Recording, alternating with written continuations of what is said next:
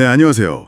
오늘 저희는 미리 캔버스, 이 흥미로운 플랫폼에서 기여자로서 수익을 내는 방법에 대해 좀 깊이 파헤쳐 보려고 자료들을 준비했습니다. 네, 안녕하세요. 혹시 이 플랫폼 미리 캔버스에 대해 궁금하셨거나 아니면 이미 활동 중이신 분이라면 오늘 저희가 드릴 정보들이 진짜 중요할 거예요. 실질적인 전작 위주로요. 맞습니다. 미리 캔버스가 한국 사용자들이 정말 많이 쓰는 디자인 플랫폼이잖아요. 네, 그렇죠. 기여자들이 자기 디자인 요소나 템플릿으로 수익을 얻는 그런 구조인데 오늘 분석은 최근 데이터랑 실제 활동하시는 분들 경험을 토대로 어떻게 하면 그 수익을 좀 더 극대화할 수 있을까 여기에 초점을 맞췄습니다.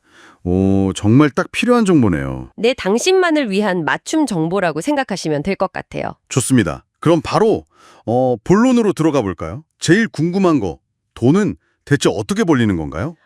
핵심은 생각보다 간단해요. 그 유료 구독자 있잖아요. 프로 이용자? 네, 풀어요. 그분들이 당신의 컨텐츠를 다운로드만 하는 게 아니라 실제 디자인에 사용할 때마다 수익이 딱 발생하는 거예요. 사용할 때마다 다운로드 횟수가 아니고요. 네, 사용 횟수가 기준입니다. 현재는 대략 한 번 사용할 때마다 10원 정도, 그 정도가 쌓인다고 보시면 돼요. 10원이요?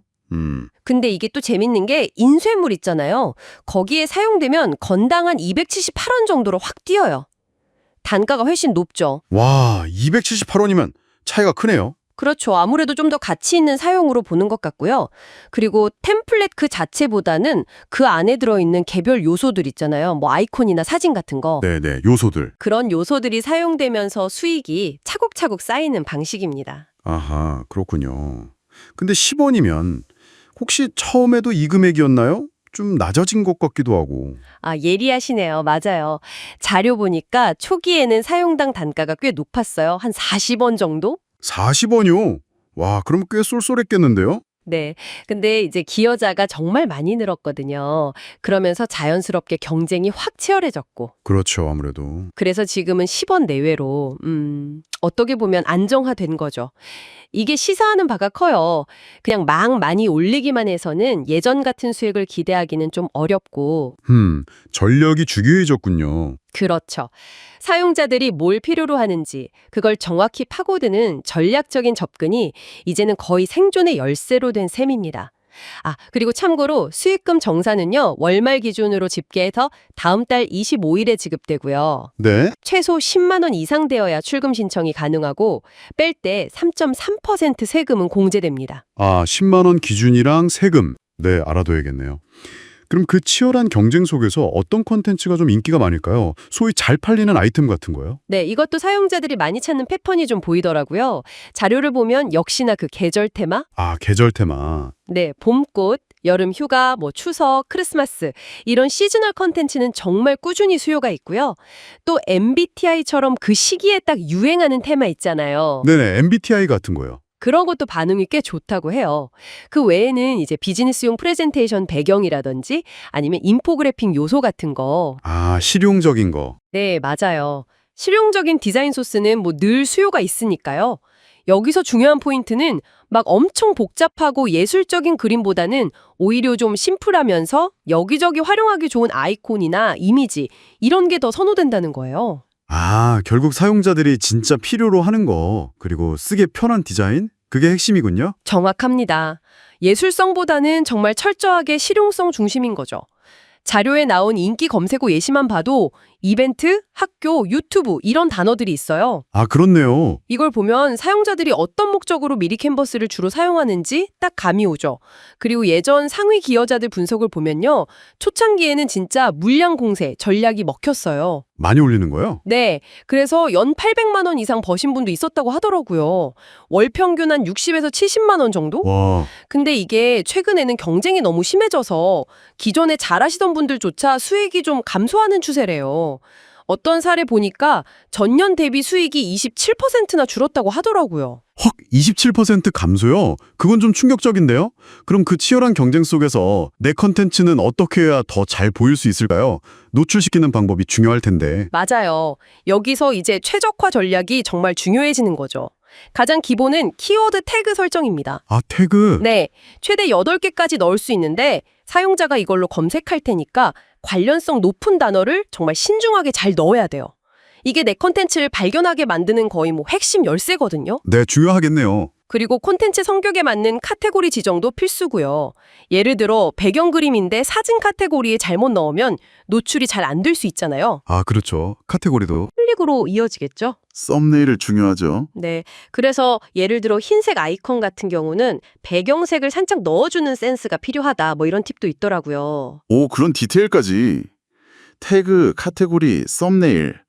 기본적인 것 같은데 신경 쓸 게 많네요. 그렇죠.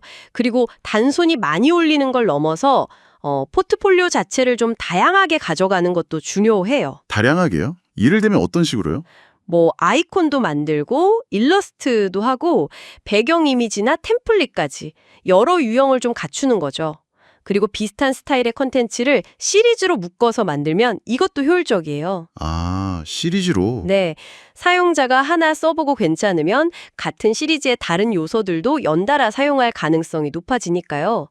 요즘엔 또 AI 도구를 좀 보조적으로 활용하는 경우도 있는데 이건 저작권 문제나 미리 캔버스 자체의 품질 기준을 꼭 지켜야 하고요. AI 활용은 조심해야겠네요. 네, 미리 캔버스가 물론 국내 시장에 강점이 있지만 좀 더 길게 보면 칸바나 뭐 크리에이티브 마켓 같은 글로벌 플랫폼들이랑 비교해보면서 나한테 맞는 전략을 고민해볼 수도 있겠죠. 플랫폼마다 수익 구조나 특징이 다 다르니까요. 실제 경험담들도 들어보면 재밌던데요. 네. 그 10원씩 쌓이는 거 보면서 막 티끌 모아 태산이다. 외치는 초보 기여자 이야기. 저도 모르게 웃음이 나더라고요. 네, 맞아요. 진짜 처음에 신기하기도 하고 이걸로 언제 돈 버나 싶기도 하고 그렇잖아요. 근데 그런 소소한 성취감이 동기부여가 된다는 얘기가 인상 깊었어요. 그렇죠. 그럼 재미가 또 있죠. 그리고 잠시 포기했다가 다시 사용자 중심으로 전략을 바꿔서 성과를 냈다는 내소소 팁 같은 사례도 시사하는 바가 크고요. 아, 포기했다가 다시 도전한 사례도 있었군요. 네, 반면에 또 현실적인 조언들도 많았어요. 월 30만 원 정도 부업 수익을 목표로 해도 이게 생각보다 상당한 노력이 필요하다는 거죠. 쉽지 않다는 거군요. 네, 어떤 분은 6개월 진짜 꾸준히 노력해서 월 10만 원 정도 달성했다고 하고요. 또 상위 기여자로 알려진 원희님 같은 경우도 수익이 예전 같진 않지만 그래도 꾸준한 부수입원으로서 가치가 있어서 계속 활동한다고 밝혔더라고요. 와, 이 경험담들을 이렇게 쭉 종합해보면 결국에는 꾸준함이 답인 걸까요? 네, 거의 핵심은 꾸준함, 그리고 변화에 대한 적응력이라고 봐야 할 것 같아요. 플랫폼 정책이나 디자인 트렌드는 계속 변하니까요. 그렇죠. 이게 뭐 쉽게 큰돈을 버는 방법이라기보다는 꾸준히 양질의 컨텐츠란 내 디지털 다산을 쌓아가면서 점진적으로 수익 기반을 만들어가는 거다. 이런 장기적인 관점이 꼭 필요한 게임인 거죠. 자, 오늘 저희가 나눈 이야기들을 한번 정리해보면 이렇습니다. 우선 미리 캔버스 수익 모델의 핵심, 그러니까 사용당 단가, 지금은 좀 낮아졌지만, 그리고 인쇄물은 단가가 도탄한 점, 이걸 정확히 이해하는 게 첫걸음이고요. 네, 중요하죠. 그리고 사용자들이 실제로 필요로 하는 컨텐츠, 예를 들어 계절성 테마나 실용적인 요소, 너무 복잡하지 않은 디자인에 집중하는 게 좋고요. 또 내 컨텐츠가 잘 발견되도록 검색 최적화, 즉 태그, 카테고리, 썸네일에도 신경을 써야 합니다. 맞습니다. 그리고 무엇보다 중요한 건 꾸준히 컨텐츠를 쌓아가는 그 끈기, 이게 제일 중요하겠죠. 경쟁은 분명 치열해졌지만 플랫폼 자체는 계속 상장하고 있으니 기회는 여전히 있다고 봐야 할 것 같습니다. 네, 기회는 분명히 있죠. 그래서 마지막으로 당신에게 이런 질문을 한번 던져보고 싶어요. 단순히 개별 컨텐츠를 많이 올리는 걸 넘어서요. 네, 어떤 질문이요? 특정 사용자 그룹, 예를 들면 뭐 마케터나 학생 아니면 소상공인 같은 특정 그룹의 구체적인 작업 흐름, 그러니까 그 사람들이 실제로 어떤 순서로 작업을 하는지를 깊이 이해하는 거예요. 아, 작업 흐름까지요? 네.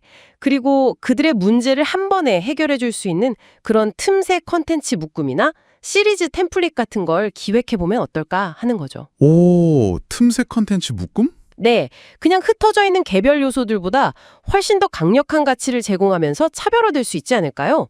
한 번쯤 진지하게 고민해 볼 만한 지점인 것 같습니다.